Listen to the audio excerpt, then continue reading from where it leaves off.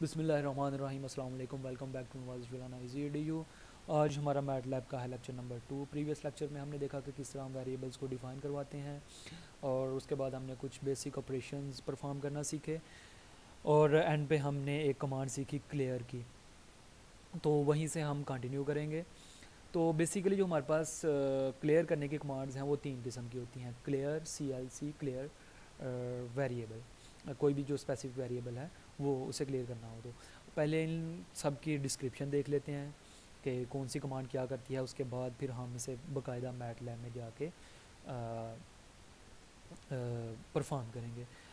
जो क्लियर की कमांड है वो क्या करती है, ये तमाम वेरिएबल्स की मेमोरी जो है उसे डिलीट कर देती है। आपने कुछ वेरिएबल्स यूज़ किए हैं एक्स, वाई, जी, लेकिन आप अभी चाहते हैं कि उनकी मेमोरी डिलीट हो जाए, आप उन्हें कोई नई वैल्यूज़ असाइन करना चाहें, तो आप क्या करेंगे, क्लियर लिख के एंटर प्रेस करेंगे तो पिछली तमाम की तमाम जो मेमोरी है वो क्लियर हो जाएगी।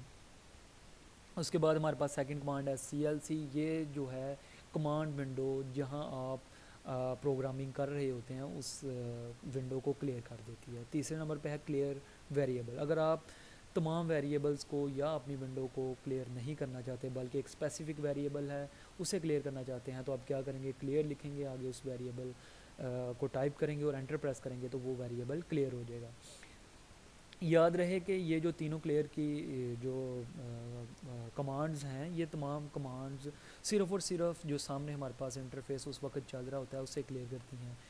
ऐसा बिल्कुल नहीं है कि ये जो सेव्ड फाइल्स हैं, जो आपने पहले कुछ प्रॉब्लम सॉल्व किए हैं या कोई काम किया है जो और आपने उसे सेव किया है, उसे क्लियर करे, उसे ये बिल्कुल क्लियर नहीं करेगी, वो एज़ इट इज़ सेव रहेगा। लेकिन जो आपके पास सामने इंटरफेस चल रहा है या जो आप प्रेजेंटली कंटिन्यू कर रहे हैं उसे उसमें मौजूद इन चीज़ों को क्लियर करेगी। तो अभी हम लोग मैटलैब में जाके देख लेते हैं कि ये किस तरह वर्क करती हैं। सबसे पहले हम क्लियर CLC वाली कमांड देख लेते हैं कि CLC में हमने देखा था कि ये जो हमारे पास कमांड विंडो है मेन, जहां हम अपना काम कर रहे होते हैं, उसे ये क्लियर करती है। तो देखिए किस तरह करती है, CLC एंटर। तो ये हमारे पास जो कमांड विंडो है ये क्लियर हो गई है। अभी अगर हम किसी वेरिएबल की अगर पहले वेरिएबल को क्लियर करने से पहले कुछ वेरिएबल्स डिफाइन करवा लेते हैं। जी मैंने रख लिया 6 और वाई मैं रखता हूँ 9। इन दोनों की वैल्यूज़ डिफ़ाइन हो चुकी हैं। जब भी मैं वाई लिखूँगा तो मुझे मैटलैब उसकी वैल्यू 9 दे देगा। लेकिन अभी हम चाहते हैं कि ये वेरिएबल्स जो हैं ये क्लियर हो जाएं, तो मैं सिंपल क्या करूँगा, क्लियर एंटर प्रेस करूँगा। अब इनकी वैल्यूज़ क्लियर हो चुकी हैं। कैसे पता चलेगा क्लियर हो गया, अब देखें मैं वाई लिख के एंटर प्रेस करूँगा तो वो कहेगा कि वाई अनडिफाइंड है। ये जो पीछे हमने वाई की वैल्यू दी थी वो उसने क्लियर कर दी है।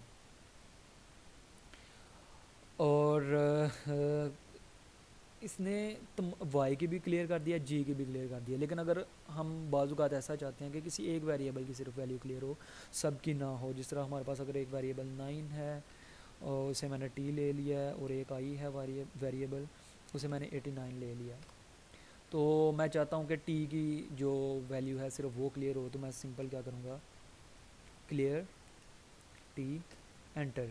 टी की वैल्यू क्लियर हो गई है। आई की वैल्यू अभी ये मुझे देगा, लेकिन जब मैं टी की वैल्यू लेना चाहूँगा इससे तो ये उसे डिलीट कर चुका है। तो ये थी कुछ बेसिक कमांड्स कि किस तरह हम जो अपनी वर्क विंडो है उसे क्लियर कर सकते हैं। आगे बढ़ते हैं अपने नेक्स्ट ऑपरेशंस की तरफ। तो अगले 5-7 मिनट में हम ये जो लॉग है और नेचुरल लॉग है, बेस 10 वाला लॉग है, स्केयर रूट, एक्सपोनेंशियल, स्केयर वगैरह लेना सीखेंगे। उसके बाद फिर हम कोई एक स्पेसिफिक इक्वेशन जो है उसको सॉल्व करना सीखेंगे। तो ये जो कमांड्स हैं, ये जो कीवर्ड्स हैं, ये आपको याद रखना पड़ेंगे कि अगर आप नेचुरल लॉग लेना चाहते हैं तो आप सिंपल लॉग और छोटी ब्रैकेट्स में x लिखेंगे। इसी तरह ये बेस 10 वाले लॉग की कमांड है। स्केयर रूट की जो कमांड है SQRT, ब्रैकेट्स में आगे x, और x आप पहले डिफ़ाइन करवाएंगे। अगर 2 का लॉग लेना तो आप क्या करेंगे, x = 2 रखेंगे, सेमी कॉलन लगाएंगे, एंटर दबाएंगे, फिर SQRT और छोटे ब्रैकेट में x रखेंगे तो हमारे पास 2 का लॉग आ जाएगा, या स्केयर रूट जो भी हम लेना चाह रहे हैं वो हमें मिल जाएगा। तो ये जो टेबल है ये आपने याद कर लेना है और इसको हम आगे यूज़ करेंगे। तो अभी ये तमाम जो ऑपरेशंस हैं हम बारी बारी अप्लाई करके देखते हैं। फॉर एग्ज़ाम्पल अगर मैं लॉग लेना चाह रहा हूँ 70 का, तो मैं क्या करूँगा, सॉरी एक्स पहले डिफाइन करवाऊँगा, x is equal to 70 semicolon लगाऊँगा, एंटर दबाऊँगा, उसके बाद लॉग एक्स, ठीक है, एंटर करता हूँ तो ये मेरे पास लॉग की वैल्यू आ गई। यानी कि लॉग की जो कमांड है वो नेचुरल लॉग की जो कमांड है वो LOG है स्मॉल अल्फ़ाबेट्स में। अगर मैं स्क्वायर रूट लेना चाहता हूँ एक्स का ही, फ़र्ज़ करें 70 का ही, तो मैं क्या करूँगा, SQRT छोटी ब्रैकेट एक्स छोटी ब्रैकेट क्लोज, एंटर प्रेस करूँगा तो मेरे पास 70 का स्क्वायर रूट आ जाएगा। इसी तरह अगर मैं एक्सपोनेंशियल लेना चाहता हूँ, ई की पावर में लेना चाहता हूँ, तो EXP एक्स, एंटर प्रेस करूँगा तो ये मेरे पास एक्सपोनेंशियल का आंसर आ गया। और हमारे पास कौन सी कमांड थी जी, अगर हम स्केयर लेना चाहते हैं कोई भी और ऑपरेशन पर कोई भी पावर, कुछ भी किसी भी किस्म की पावर लेना चाहते हैं, फॉर एग्जांपल अगर मैं 70 की पावर 2 लेना चाहता हूँ तो मैं क्या करूँगा, एक्स, यहाँ से आपने पावर वाला जो बटन है वो प्रेस करना है, शिफ्ट 6 आप दबाएंगे तो आपके पास ये पावर वाला सिंबल आ जाएगा। इसकी मैं पावर ले लेता हूँ 6 एक्स की पावर, तो यानी कि 70 की पावर 6 का आंसर ये मुझे दे देगा। तो इस तरह ये जो हमारे पास बेसिक ऑपरेशंस हैं ये परफॉर्म होते हैं। अभी बात कर लेते हैं एक्वेशन की। तो एक्वेशन लिखने से पहले मैं पिछला सारा डाटा क्लियर कर लेता हूँ, CLC एंटर। ये देखिए अभी कैपिटल में मैंने लिख दिया गलती से, तो उसने वो कमांड एक्सेप्ट नहीं की, इसलिए आप लोगों ने भी ध्यान रखना है इस चीज़ का कि जो कमांड्स हैं ये स्मॉल अल्फ़ाबेट्स में है। CLC ने हमारी विंडो क्लियर कर दी।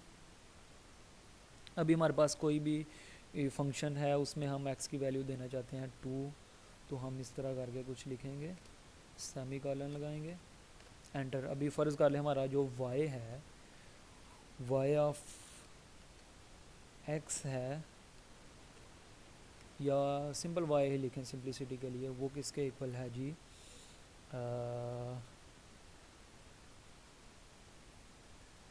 2x स्क्वायर, 2, हाँ मल्टीप्लिकेशन के लिए आपने जो है स्टेरिक का सिंबल यूज़ करना है, 2x स्क्वायर प्लस 3 है। तो ये हमारे पास एक फंक्शन है y जो कि x का फंक्शन है और x की हम वैल्यूज़ में 2 पुट करना चाह रहे हैं।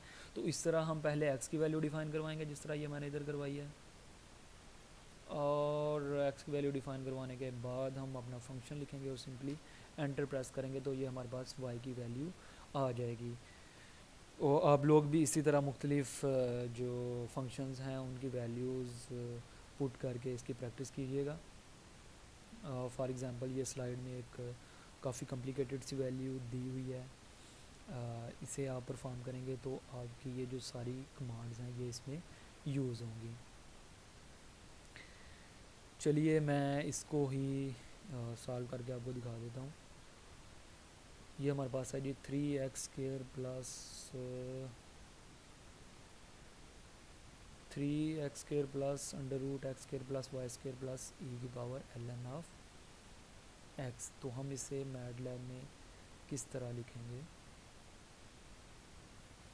पहले पिछली जो प्रीवियस मेमोरी है उसे क्लियर कर लें ताकि हमारे पास कोई एरर ना आए। हम पहले x और y की वैल्यू डिफाइन करवा लेते हैं। x इज़ इक्वल टू, फ़र्ज़ करें हम इसे 3 ले लेते हैं, सेमी कॉलन लिया, y जो है वो हम ले लेते हैं 4, एंटर प्रेस किया, और हमारा जो फंक्शन z है वो किसके इक्वल है, वो हमारे पास था 3 मल्टीप्लाई बाय x की पावर 2, 3x स्क्वायर था, प्लस जब एक वैल्यू ख़त्म हो जाती है तो उसके दरमियान हम स्पेस देते हैं, शिफ्ट प्लस था हमारा आना इधर, plus under root x square plus y square था, तो हम क्या करेंगे, S Q R T into x का एक्स का स्क्वायर